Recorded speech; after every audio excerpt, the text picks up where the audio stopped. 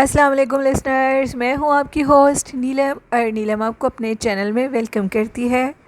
تو کیسے ہیں میرے سبھی سننے والے؟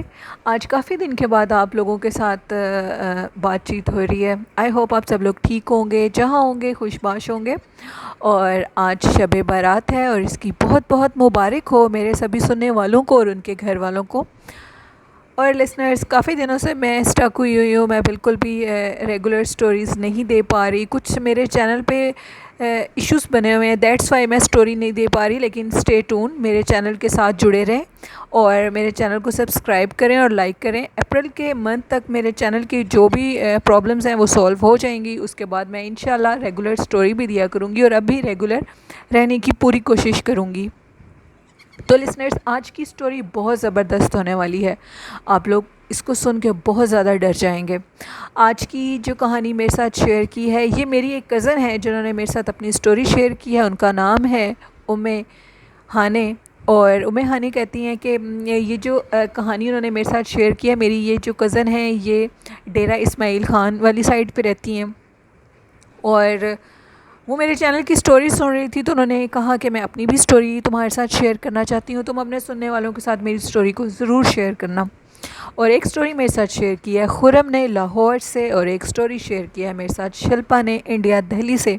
تو بہت شکریہ میرے سننے والے جو مجھے اپنی سٹوریز بھیجتے ہیں، تھینک یو ویری مچ۔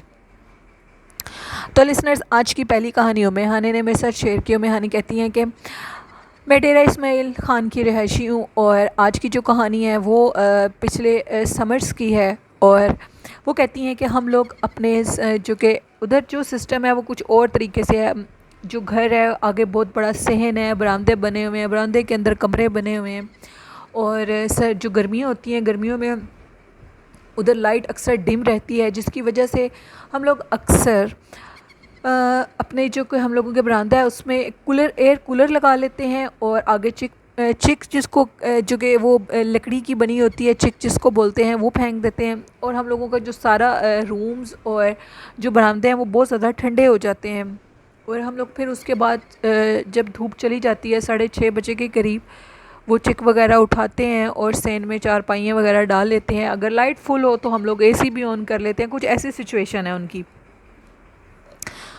وہ کہتی ہیں کہ پچھلے سمرز میں ہم لوگوں کے ساتھ بہت عجیب و غریب واقعہ شروع ہونے لگا، جس کی بیس پہ ہم لوگوں نے اپنے گھر کو سیل آؤٹ کر دیا، اور اب ہم ایک نئے گھر میں ہیں۔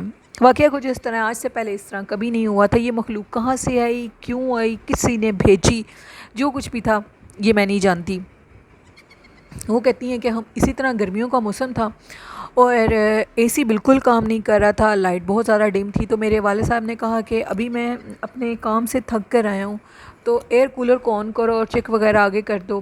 ہم لوگ دوپہر کے ٹائم سو جایا کرتے تھے، کچھ کرونا وائرس بھی تھا جس کی وجہ سے بالکل آنا جانا نہیں تھا، سب لوگ اپنے گھروں میں ہوتے تھے۔ اس طرح ہوا کہ اچانک سے یوں محسوس ہوا، ہم سارے گھر والے، یعنی کہ وہ جو ہیں میری کزن ہیں دور پار کی، وہ بتاتی ہیں کہ ہم لوگ 4 بہنیں ہیں، 2 بھائی ہیں، اور میرے بھائی چھوٹے ہیں ہم سے۔ میرے بھائی جو ہیں وہ اسکول گوئنگ ہیں، اور میری والدہ، میرے والد صاحب اور میں، ہم لوگ سب ایک ہی اس برآمدے میں تھے، اور باہر کسی کے ہمارے صحن میں، یعنی کہ بالکل تھوڑے سے فاصلے پہ، اگر چک کو ہٹائے تو بالکل تھوڑے سے فاصلے پہ باہر کسی کے چلنے کی آواز آ رہی ہے، اور آواز بہت زیادہ واضح ہے، اور ایسے لگ رہا ہے جیسے کوئی خاتون ایڑی پہن کے چل رہی ہوں۔ میری امی بھی اور میں بھی۔ ابو نے امی سے پوچھا کہ کیا تم نے باہر کا ڈور لاک کیا تھا؟ تو انہوں نے کہا بالکل، میں ڈور لاک کر کے سارے دروازے بند کر کے آئی ہوں۔ تو پھر یہ آوازیں کس کی آ رہی ہیں؟ وہ کہتی ہیں کہ ایک مطلب کہ صحن کی دوسری سائڈ پہ، اپوزٹ سائڈ پہ ہم لوگوں کا ڈرائنگ روم کا دروازہ تھا، اپوزٹ سائڈ پہ ہی ہم لوگوں کی کچن کا بھی ڈور تھا، اور اسی رو میں آگے کر کے نہانے کی جگہ اور گیرج میں گاڑی کھڑی کرنے کی جگہ وہ بنی ہوئی تھی۔ تو ابو نے کہا کہ دیکھتا ہوں میں آخر کون ہے باہر، لگتا ہے گیرج کا دروازہ کھلا رہ گیا۔ جیسے میرے والد صاحب نے چیک اٹھائی تو باہر کوئی بھی نہیں تھا، لیکن ایک سیکنڈ پہلے، ایک لمحے پہلے وہاں پہ کسی خاتون کی ایسی آوازیں آ رہی تھی جیسے کوئی روم کے اندر، مطلب برآمدے کے اندر آنا چاہتا ہو۔ میرے ابو نے کہا کہ ہو سکتا ہے ہم لوگوں کا وہم ہو، کچھ بھی ہے، ہم نے اس چیز کو لیٹ گو کر دیا اور اس چیز کے بارے میں بالکل نہیں سوچا، اور یہی کہا کہ لائک یہ ہم لوگوں کا وہم ہوگا۔ جیسے ہی ابو واپس آئے سارا کچھ چیک کیا تو آ کر لیٹے ہیں، تو تھوڑی دیر کے بعد دوبارہ سے وہ آوازیں شروع ہو گئیں، اور اب وہ آوازیں اس طرح تھی کہ بالکل وہ جو ایک چک کا فاصلہ تھا اس فاصلے کے اس سائڈ پہ وہ خاتون کھڑی ہیں اور وہ آواز لگا رہی ہیں، میرے والد صاحب کا نیم لے کر وہ آواز لگا رہی ہیں۔ میرے والد نے جیسے ہی چک کو اٹھایا تو سامنے ایک نہایت بھیانک شکل کی بدصورت عورت کھڑی ہوئی تھی، اور یہ بات بالکل سچ ہے۔ ہم نے اپنی آنکھوں سے اس عورت کو دیکھا، اس کا چہرہ نہایت بدصورت اور جلا ہوا چہرہ تھا، اور اس کے چہرے سے جگہ جگہ سے عجیب سا سکن اتری ہوئی تھی اور اس میں سے بلڈ آ رہا تھا۔ وہ بالکل کالے سیاہ لباس میں تھی اور شدید دوپہر کا ٹائم تھا۔ ہم سب نے اونچی اونچی چیخیں مارنی شروع کر دیں، اور میرے والد صاحب نے جلدی سے وہ اپنے ہاتھ سے چک کو نیچے پھینکا، اور انہوں نے ہمیں کہا کہ جلدی سے روم کے اندر چلو۔ ہم سارے روم کے اندر چلے گئے، ہم نے اپنے ڈور کو لاک کر لیا، لیکن میرے فادر نے کہا کہ یہ کوئی حل نہیں ہے یوں بیٹھنے کا، یہ کیا چیز ہے، یہ کہاں سے آئی، یہ کوئی خاتون ہے، یہ کوئی غیر مری مخلوق ہے، یہ جو بھی مخلوق ہے اسے دیکھنا چاہیے، سمجھنا چاہیے۔ میرے والد صاحب نے آیت الکرسی کا اونچا اونچا ورد شروع کر کے قرآن پاک لگایا موبائل پہ، اور ہم نے دروازے کو جیسے ہی اوپن کیا تو وہ جو عورت تھی وہ دھوپ کے اندر، شدید دھوپ میں، صحن میں بندہ ننگے پاؤں نہیں کھڑے ہو سکتا، اس دھوپ کے اندر، چلملاتی ہوئی دھوپ کے اندر وہ عورت بیٹھی ہوئی تھی، اور دھوپ سیدھے اس کے سر کے اوپر پڑی تھی۔ جیسے ہی میرے والد صاحب نے دروازہ کھولا، اس نے بھاگتے ہوئے اٹیک کرنے کی کوشش کی، اور ہم نے فوراً دروازے کو لاک کر دیا۔ ہم بہت زیادہ ڈر گئے، اور میں آنی کہتی ہیں کہ پھر اسی ٹائم میرے والد صاحب نے اپنے بھائی کو یعنی کہ میرے چچا کو کال کی اور ان کو یہ ساری بات بتائی۔ ہم لوگ سارے خوف زدہ ہوئے تھے۔ ہم لوگوں کے گھر کے ساتھ ہی ہمارے چچا کے گھر تھا، اور انہوں نے کہا کہ ہم لوگ دیوار پھلانگ کر آتے ہیں کیونکہ تم لوگ باہر آنے کی غلطی مت کرنا، وہ جو بھی خاتون ہے وہ حملہ کر سکتی ہے۔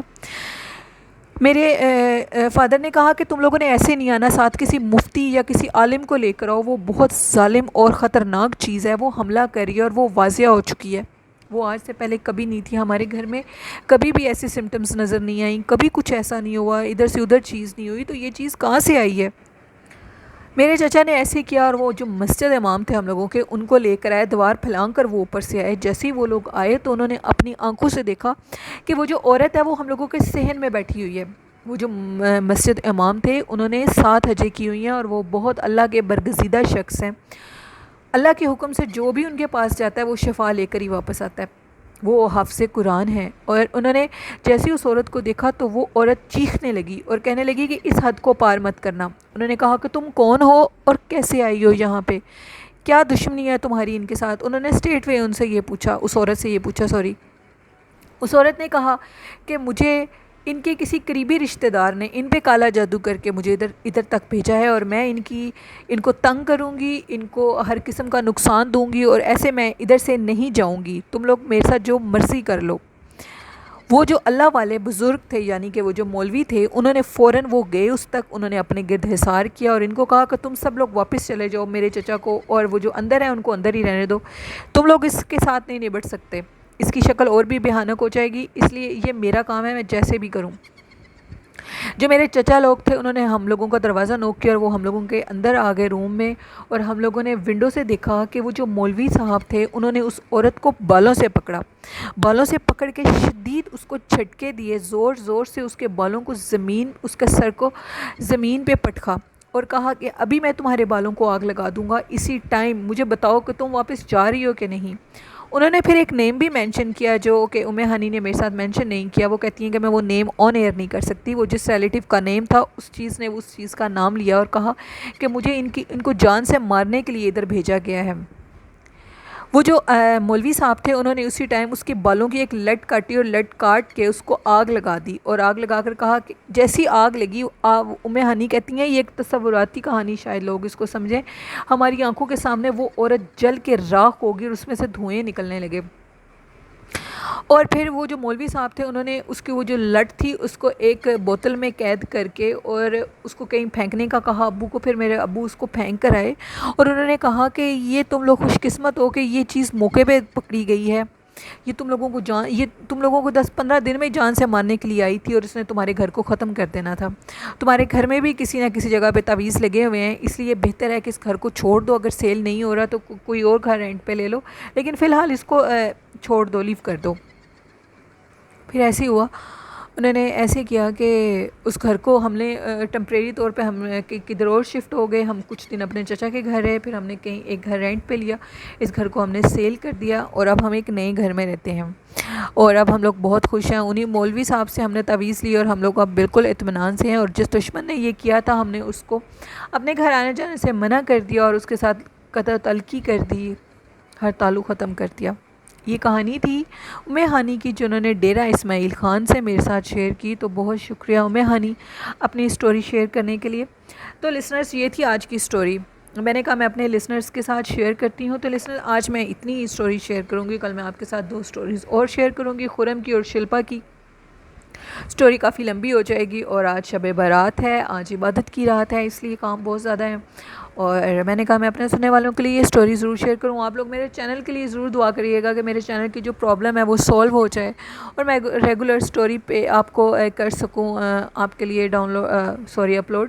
تو پلیز میرے لیے دعا کریے گا, اور میرے والدین کی لمبی زندگی کی ضرور دعا کریے گا. اور اللہ پاک آپ کے والدین کو اور آپ سب کو لمبی زندگی, صحت, تندرستی, کامیابیاں اور مسرت اور ہیپینس اور جوائنس آپ کی زندگی میں بھر دیں, آمین. اور نئی شروعات ہو, ہر چیز میں آپ کو کامیابی حاصل ہو, یہ میری دعا ہے آپ سب کے لیے, آپ کے گھر والوں کے لیے, آپ کے ریلیٹیوز کے لیے, آپ کے سبھی جاننے والوں کے لیے. تو اپنی ہوسٹ نیلم ویر کو بھی اپنی دعاؤں میں ڈھیر سارا یاد رکھیے گا, اور اس کے اور میرے پیرنٹس کو بھی. اسی کے ساتھ اپنی ہوسٹ نیلم کو اجازت دیجیے. اپنا ڈھیر سارا خیال رکھیے گا. اللہ حافظ. اللہ نگہبان.